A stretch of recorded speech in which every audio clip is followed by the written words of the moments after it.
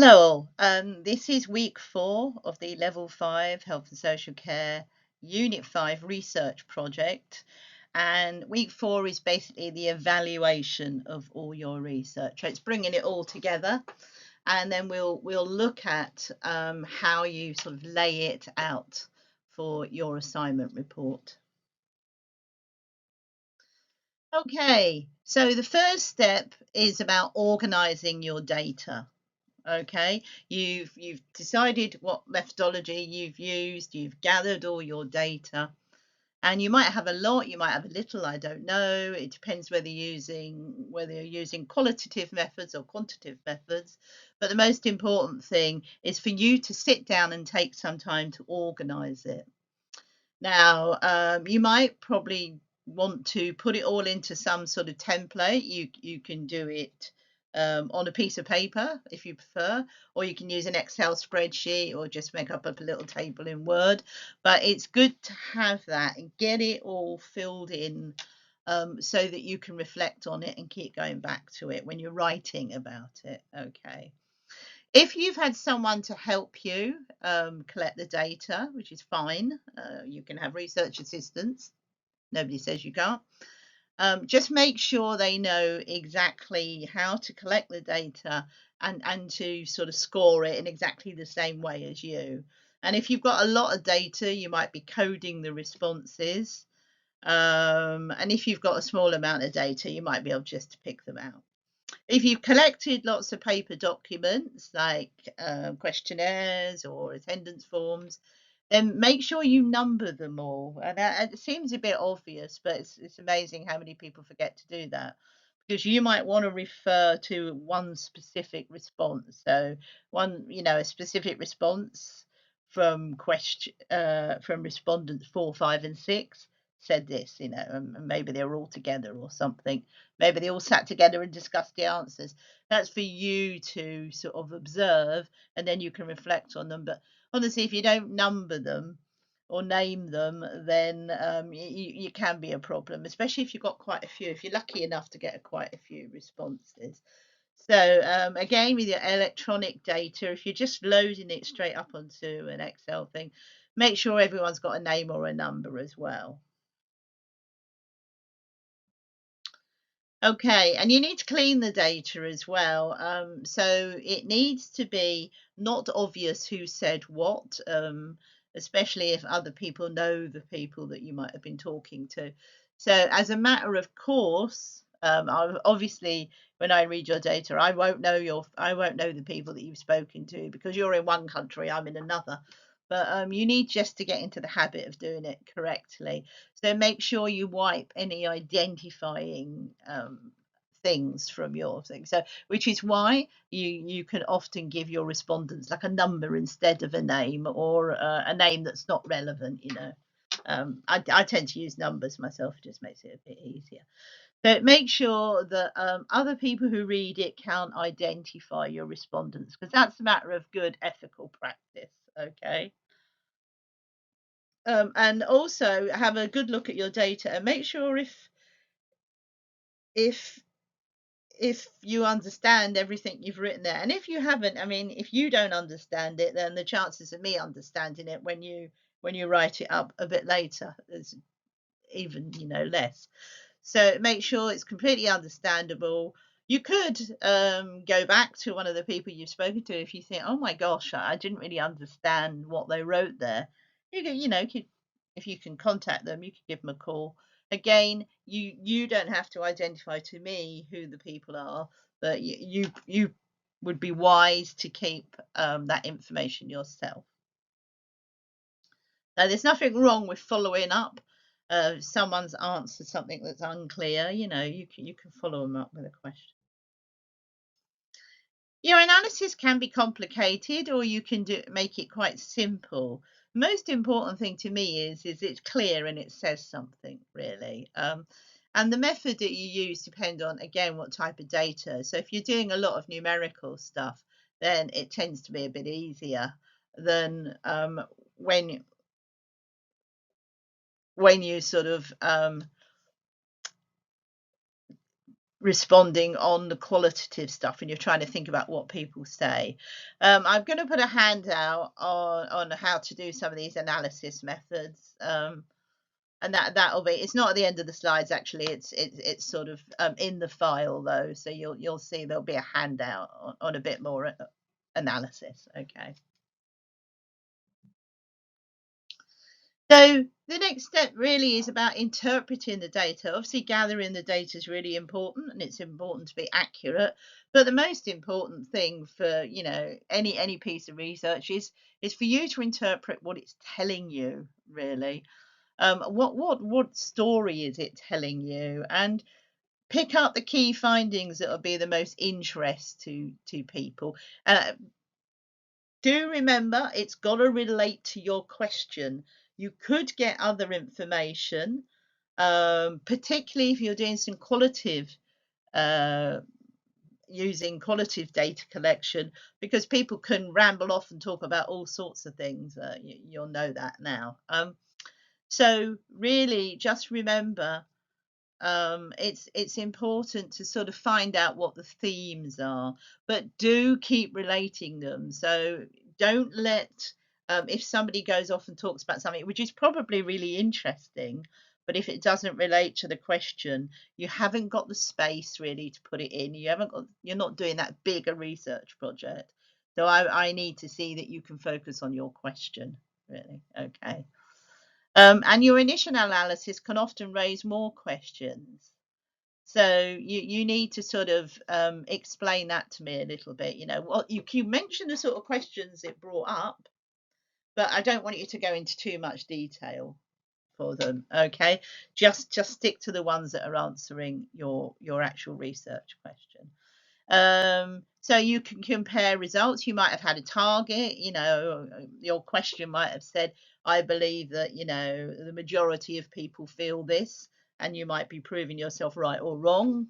So think about that. You might just be looking for trends in ideas. So sort of highlight that.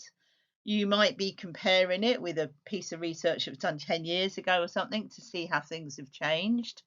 So just remember your focus, remember, and you can sort of find out the way you might want to show it. You might be looking for you might be identifying the fact there's some results that were quite unexpected. So, and you might want to highlight these and and talk about sort of what insight that gives you. What's that telling you that you didn't expect to see? It's fine to have things you don't expect to see. Sometimes that's the joy of a piece of research, is it brings up something, a new question to you. But so please don't forget to put that in. Say, I was surprised to see, why, and explain why. Just, tell me a bit more. So now's the time you have to pull all your results together into a nice picture of your program. And you're going to come up with some conclusions. So don't just give me the data and don't say any more. I mean, I want to know what your conclusions of the data are. What is it telling you? And if it raises more questions than it answers, well, that's okay. If you were a researcher, you'd just go off and do some more research on it. And that's how researchers stay in their jobs, by finding something that takes them off somewhere else and say, hey, now I want to research this. So don't worry about that. Um, you might have some conclusions that says, your programs are strong, what you're doing is a good idea, is working, or what you've been looking at doesn't work very well. That's fine. As I said, it can prove failure as well. It's still, research is still valuable if it's proving failure. Please don't think about that. If your conclusions aren't that clear, um, you can go back and talk to some of your stakeholders and find out, what else. So you could add that afterwards if you've got time and if you're able to get hold of them. And just, you can also say, what could I have asked you that might have got this answer in a better way? Okay, there's nothing wrong with that, because you have to evaluate at the end whether the research worked or not. So that would be useful. So if you want to go back to people and say, you didn't say what I expected you to, what could I have said? You know, did I do it well, or did you just come out with something very different? Qualitative data analysis is a bit harder to frame nicely, but the important thing is you look for themes and patterns. So when I say you look for a theme, you look for something that might come up in a few people's answers, and that might give you a theme, you know. So you could find out that quite a few people were saying, say you were doing something on healthcare delivery, you're doing something about the way doctors' appointments worked, for instance, and you might get a recurring theme that people didn't find them very convenient. They always had to take time off work. And they didn't like that, and it caused problems at work, you know, and there wasn't enough doctor's appointments available in the evening or something, or, you know, that would be a theme and a pattern that's worth highlighting. And also, when people write their answers to open-ended questions, you can pick things out of that. Again, as I said, people will frequently go off on a tangent. So you can't really report everything they say because you'll just get too much data with a qualitative particularly. So really try to keep it where it's focused on your actual research question. But if a lot of people raised something else that related, then, you know, if you've got room, you can flag that up. Um,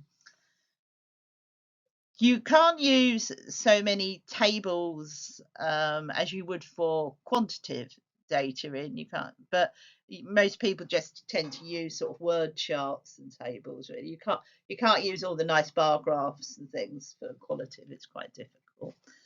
So you might just think of a way of presenting it. But what I would present in your thing is the odd quote from somebody, and don't forget to put it into speech marks. But the odd quote from, you know, respondent number 9 or something like that. You don't identify them, but qualitative data relies on a few actual verbatim quotes, not too long, but maybe just, you know, pull out a particular statement they made that you think really shows the way people feel. As I said, you need to have a look at the limitations of your evaluation, and that's okay too, because part of research is proving that you've got the right approach. So, you know, how was the data collected and did that work? Did you have poor response rates? Did you send out a load of questionnaires nobody answered? I can guarantee you that you will, if you just send them out randomly, you won't get that many answers. But is there some sort of economic change or political change that made it quite difficult for you to ask those questions or get those answers? You can highlight that. So don't forget to say what the limitations of your research. As I said here, it will strengthen people's confidence in your results because you're being honest and transparent about what you can and cannot do. So you say, you know, I couldn't get to 1,000 people. I'd like to have done 1,000 people, but I physically could only get to 20. You might want to explain why. You know, you didn't have transport or you didn't know 20 people. You know, say this would have worked a lot better if I could have done it with a lot more. You know, just be honest about that, and it's fine because it also puts your research into the correct context. So we're not making an assumption that everybody in the town that you live in had that feeling. It's just the 20 people you're able to speak to. Yeah. So, you know, just be realistic. So before you start doing it, read through your data very, very carefully. As I said, identify for qualitative data at all. Maybe once you start picking up themes, making a note of them, you can give them a little category code, and then you can then when you read through the data quite quickly, you can start adding those codes in.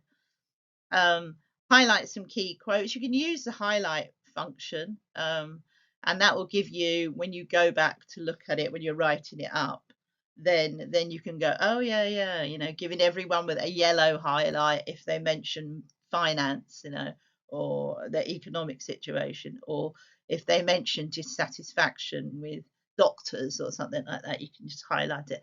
And then it may look a bit chaotic. You may have all sorts of different colours highlighting people's answers, but actually it can be quite useful, because when you're looking across it, you can just go, right, I'll pull out all the yellow ones, pull out all the blue ones.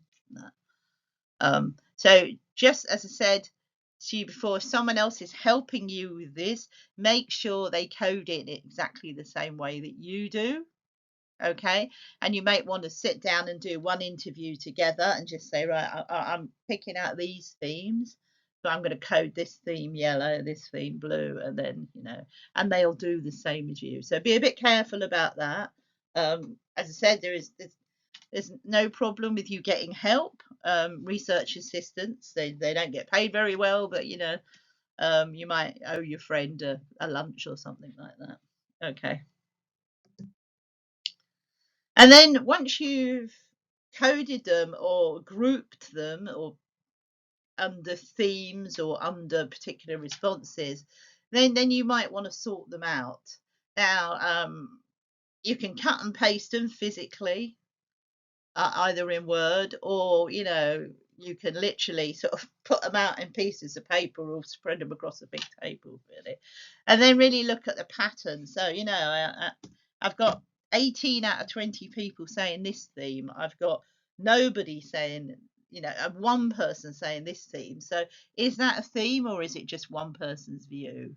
Okay, so have a look and see if there's something you might need.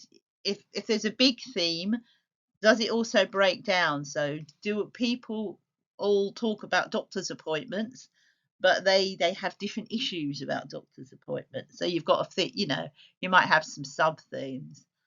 So it does take a bit of work, and as I said, you might have sort of maps. You might have little maps and notes, or a big sheet of paper with all sorts of stuff all over it. Or you might be, if you're very organised, I know there are some of you who are, you might cut and paste it into like a big spreadsheet or something like that. Okay. So when you're analysing qualitative data, there's a few things to think about. Give yourself enough time to do it. It takes longer than you think, okay, because it's a matter of reading over and over again. And if you've given people little paragraphs to fill in, then some people might write a lot, okay? So do allow yourself enough time. Don't get panicked, because it will spoil all the work that you've done. Make the analysis fit for purpose. Think about how you're going to use this information, and don't give me so much information that I can't focus on anything. You really need to be careful to pick up your themes. What do I, as the tutor reading your report, really want to know? What I want to know is, are you addressing your question? Okay. Like I said, don't get too distracted by other people's stuff, because people will have all sorts of nice, interesting details that, I've done this myself when I've done social science research, and you go, oh golly, that's in, you go off into that and say, hey, yeah, it's not my question. I've spent an hour reading up on other people's stuff. So focus on your needed information. Interpretation is more than just a description. So don't just describe to me what they said. I need to know what you think about it. You need to interpret it a bit. So what is that saying to you? Like I said, if 8 out of 10 people are saying that the way doctors make appointments don't work for them, you need to have some interpretation of what that is. Is it because the doctors don't listen to the needs? Or is it the doctors have got a very strict structure and can't change? Give me a little bit of interpretation. Okay, quantitative analysis. This is the counting, the calculating, creating tables. And for simple calculations, you can use a little spreadsheet like Excel, because it adds up for you. And again, you still might identify areas where you need to put some more detailed analysis. Most important thing about quantitative analysis, it needs to be accurate. So, if sometimes if people skip a question, your numbers are going to go down. So just be aware of that. And you might want to say, I don't know, out of 25 people didn't answer this question. That alone is useful information, because you might want to think about, you know, why did they not answer that question? Did they find it uncomfortable?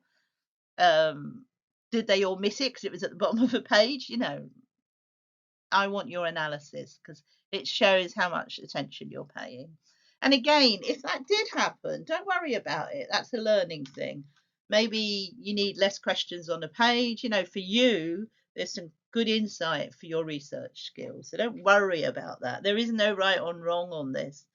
If you find that parts of your research failed, as I said, that's okay, because it's good for future research and it's a learning skill.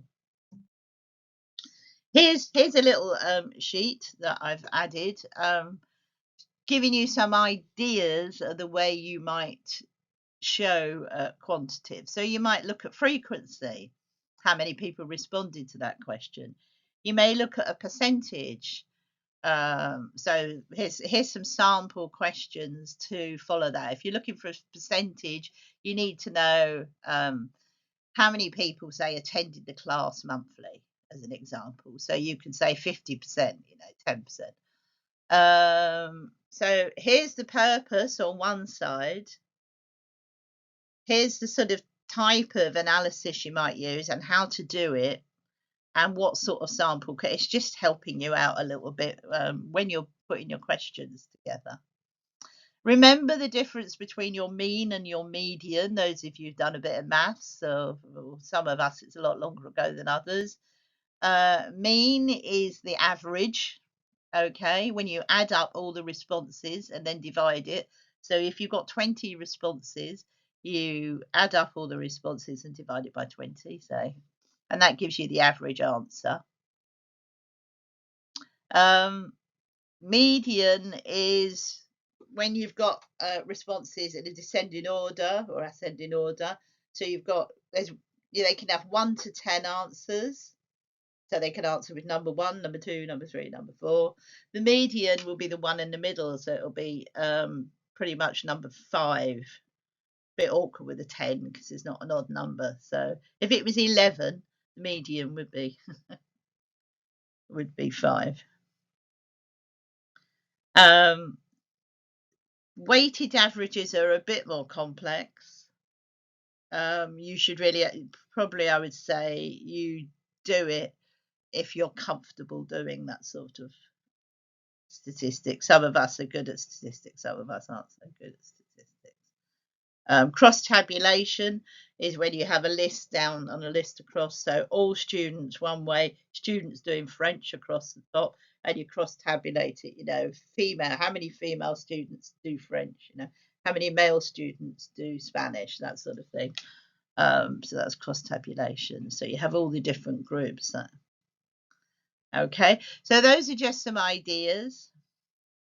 Think about how you're going to show it. When you're analysing quantitative data, some general guidelines are, when you're looking at your findings, provide the number and the percentage. Percentages are very misleading, really. You could say 80% of people said that the appointment system was a good thing, which, if I was a health leader, I go, okay, well, we'll keep it like that then. But that could be 8 people out of 10, and it could mean that the rest of the town thinks it's rubbish. Okay, so if you're going to say percentages, just say it's out of 10, really. I prefer, when you're using small numbers, to say 8 out of 10 people said, because I actually think it tells me more. Okay, so just be a bit careful. Use original numbers when you're calculating. And remember, sometimes people skip that question. So it may be that you didn't have 10 responses anyway. You might have only had 8. So you could say 8 out of the 9 people who answered this question said. That might be more valuable. So be a bit careful when you're collapsing things. And be careful with average as well, because what the averages are okay, but sometimes they don't tell you a lot. They just tell you what the average person thought in a way.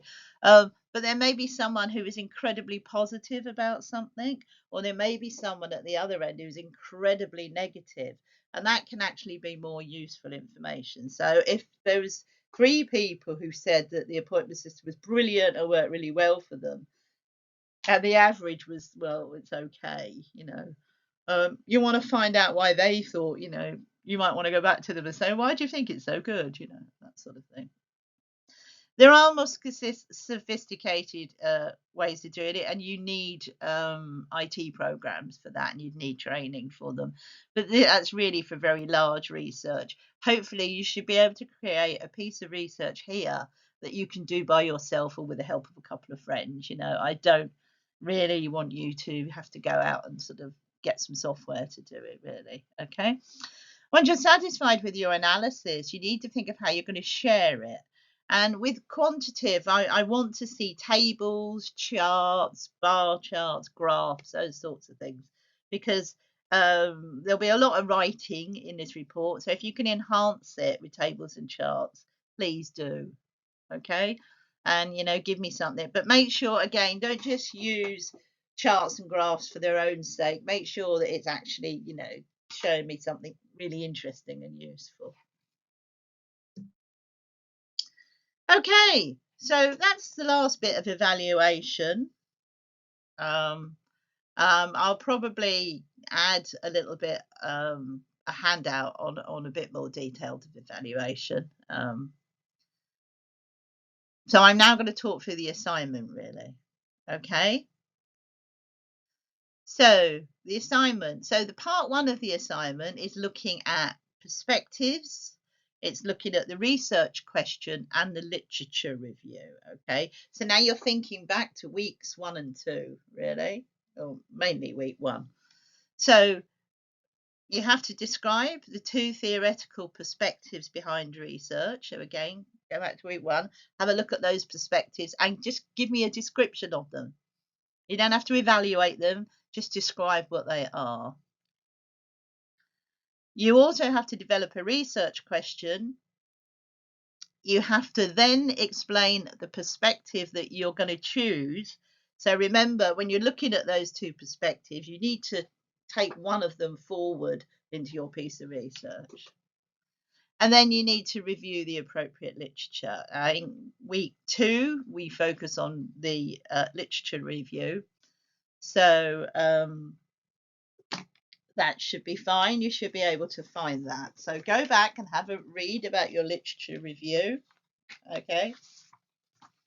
And do a literature review and give me an overview of your literature review. So you're going to have to refine it down to within the required word numbers. So think about that.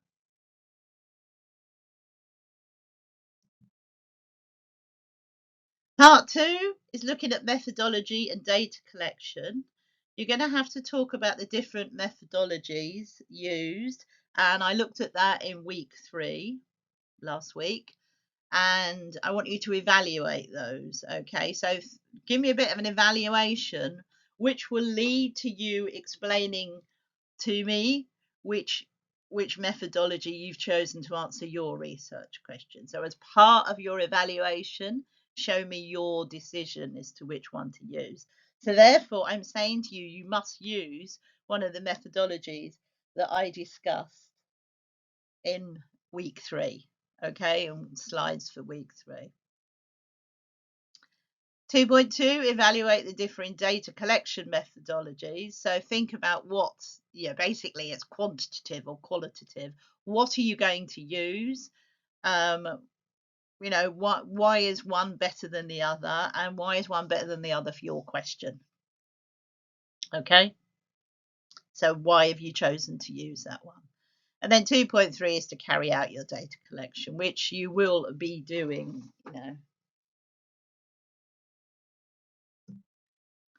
So part 3 is really all about evaluation. So you're going to have to evaluate and present the data that you've collected in an appropriate manner. And the manner is appropriate to whether you've used your qualitative data, your quantitative data, charts and graphs, using quotes, showing me themes, the appropriate manner. Lay it out nicely, make it interesting for me, okay?